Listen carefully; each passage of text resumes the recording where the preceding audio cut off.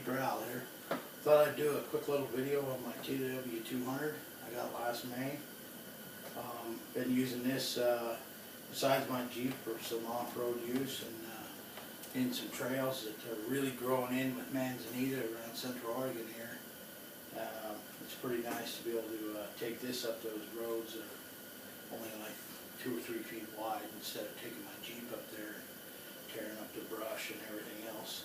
I like to tread easy on the trails, so you know, not tear them up and harm the environment. So this little thing does a real good job putting up them old roads and explore some area I haven't been before, and possibly find some new areas of which to go hunting in the fall. So this bike does that, gets me into those spots. I put about 400 miles on it, like I said, about 250 off-road, and it works really well. The mods I've done so far is this roto packs, 1 gallon can. Pretty nice little unit. These things have really small fuel tanks, so you know, really, you know, with the size of the fuel tanks, you kind of need some extra fuel, especially if you hit a trail that you really want to explore and you go way deep. You know, the tanks on these things are just so small. This is their L bracket that they sell with the deluxe handle here for the mount, but you know, altogether this whole unit's like 150, 160 bucks. So I mean, it's not cheap to buy all this stuff and put it on there. So, but I can't really find much video on this, so I'll kind of show you how I did that. This is the Cycle Racks rack. Quite a few people have these on their T-dubs, and I like this one. It works really well. I'll give you a closer up view of everything. So we'll go up here and I'll show you what I've kind of done here. This is their like I said, their L bracket.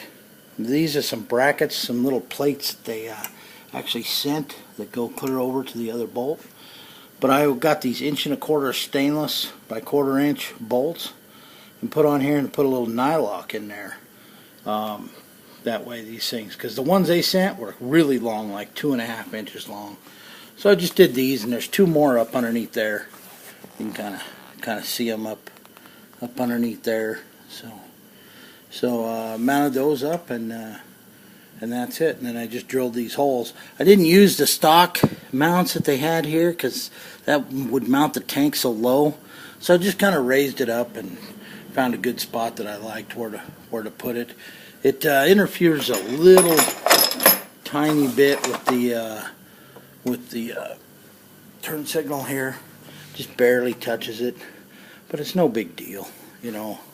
I mean, that's all rubber mounted anyway, so it'll that all works good, and then you can just mount this thing up and get her hooked up. But anyway, this is the one that they have the hoop on it, the Cycle Racks with the hoop, and then they make a straight version that goes all the way across. But I wanted the hoop because this Viking bag here that I have, the little hasps here, little quick connects that they have inside here are real cheesy and weak. So I mean, that's the only disappointment about this Viking bag. It was like 60 bucks, but those little quick connects there are just cheap.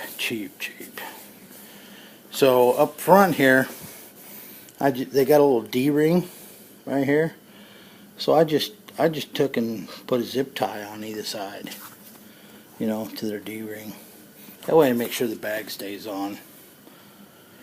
Down here I got fat pegs that I put on.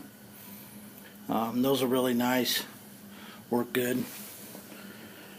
Down here is a Ricochet off-road skid plate, because the factory one's like a Coke can, and that T-Dubs kid does a video on installing that, and it works really good.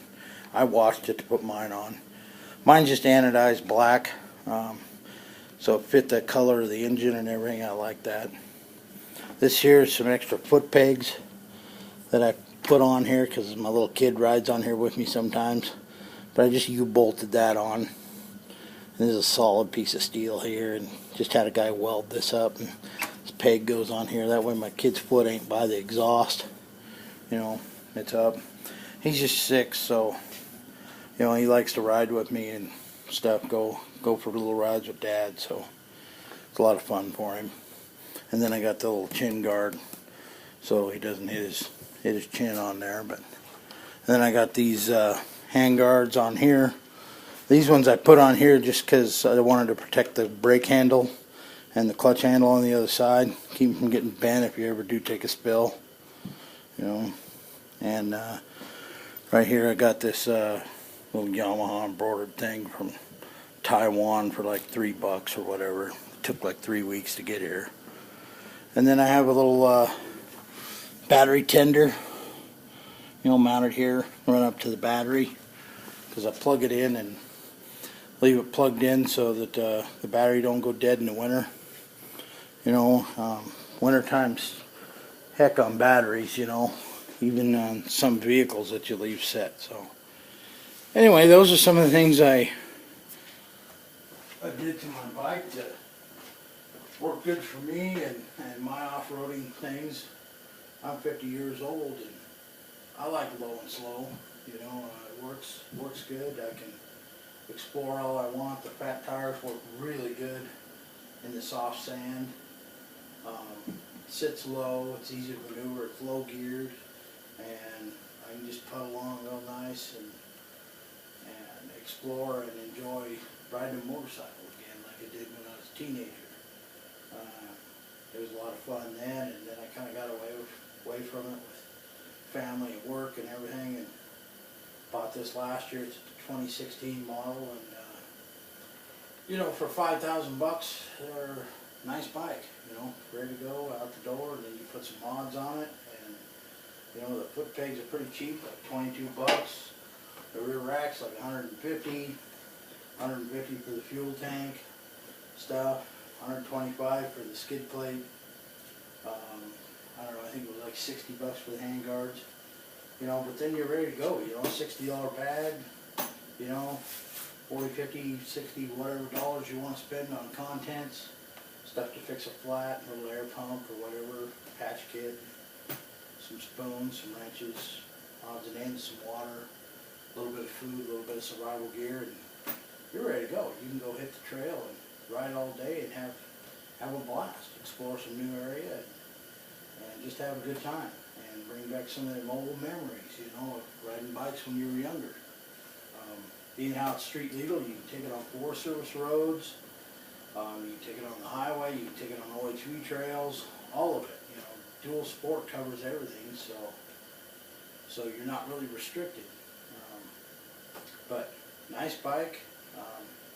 I don't hear a bunch of noise. You know, I hear a little bit of noise coming from the skid plate, but it's a motorcycle. It clankety clanks and runs around. I do my own oil changes and, you know, my own maintenance. Real easy to take care of. It's all old school stuff, and works really well. So, you know, these things are just a lot of fun. You know. A lot of fun to take off road and do your thing, and then of course, you know, look like a dummy doing this. But anyway, you know, then that stays there good and should ride good. And you know, I just put this on. I'm ready to try it out this summer and see how the fuel tank thing works. But it's far enough back if you've got a back rider. You know, back rider usually rests their back against here. It shouldn't really interfere with them, and then it doesn't hang so low that it should catch much brush or anything like that. So, but a lot of fun. Hope you enjoy the video. Hit like if you like. Look at my Jeep videos and then this. But a lot of fun. Enjoy off-roading.